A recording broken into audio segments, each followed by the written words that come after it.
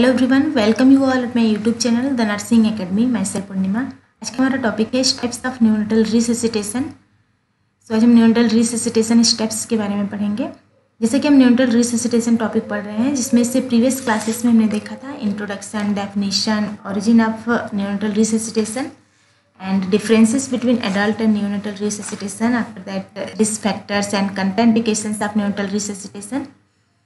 उसके बाद की क्लासेस में हमने देखा था equipment and supplies of neonatal resuscitation and TABC of neonatal resuscitation. After that golden minutes of neonatal resuscitation and 6 cleans के बारे में हमने डिस्कस किया था।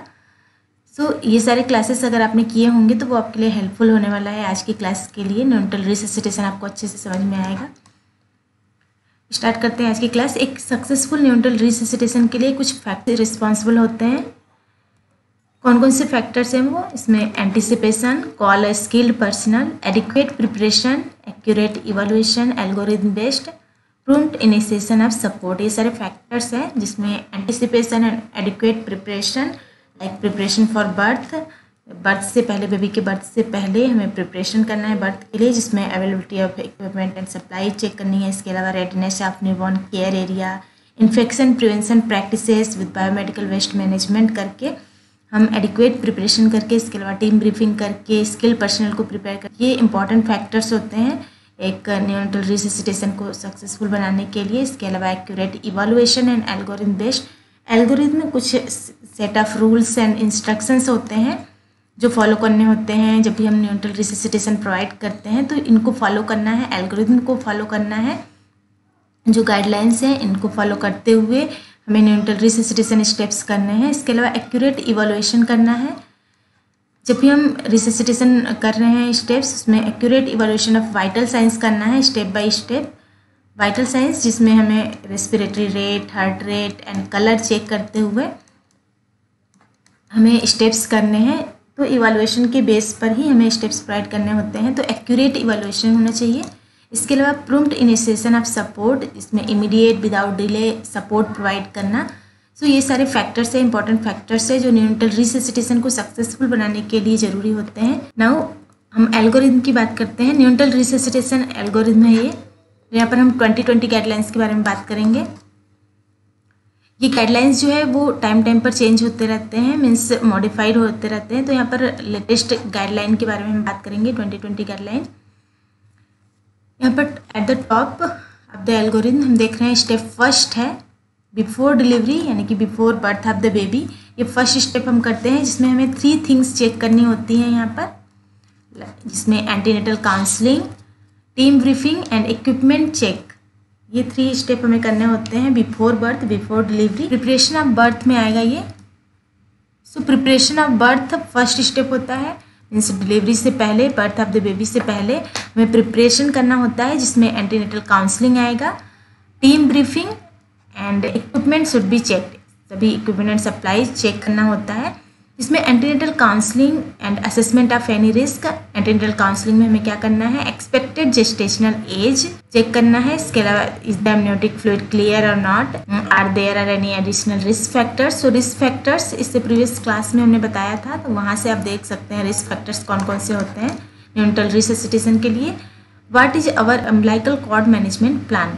अम्बिलिकल कॉर्ड मैनेजमेंट प्लान के बारे में डिस्कस करेंगे।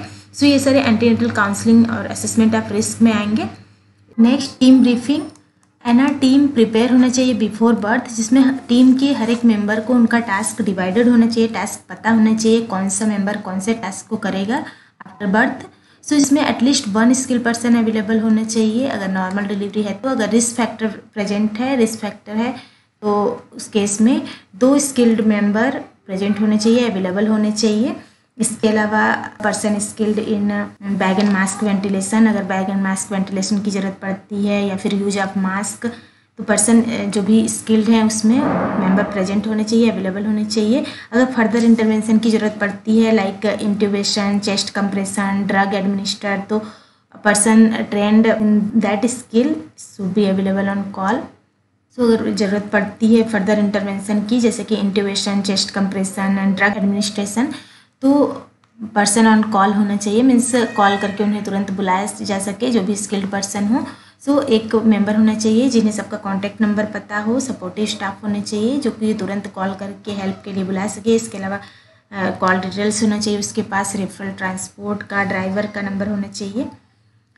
एक पर्सन रिकॉर्ड कीपिंग के लिए अलग से मेंबर असाइन होने चाहिए जो कि सभी वाइटल्स रिकॉर्ड कर सके, अबगार स्कोरिंग कर सके, साइन ऑफ इम्प्रूवमेंट कर सके। इसके अलावा फैमिली को कम्युनिकेट कर सके और एडिशनल हेल्प के लिए कॉल कर सके। सो ये टीम ब्रीफिंग में आएगा। Next, equipments should be checked. जो भी इक्विपमेंट्स हैं, इक्विपमेंट एंड सप्लाईज, इससे प्रीवियस क्लास अगर आपने किया होगा तो इससे प्रीवियस क्लास में हमने बताया था इक्विपमेंट एंड सप्लाईज कौन कौन से इक्विपमेंट्स चाहिए, कौन कौन से नंबर के, कौन कौन से साइजेस के इक्विपमेंट्स चाहिए। सो सभी इक्विपमेंट रेडी टू यूज होने चाहिए, मीन्स चेक होने चाहिए प्रॉपर वर्किंग कंडीशन में है या नहीं, प्रॉपर स्टेरिलाइज होने चाहिए, रेडी टू यूज होने चाहिए, मतलब जब भी ज़रूरत पड़े तुरंत हम यूज कर पाएँ।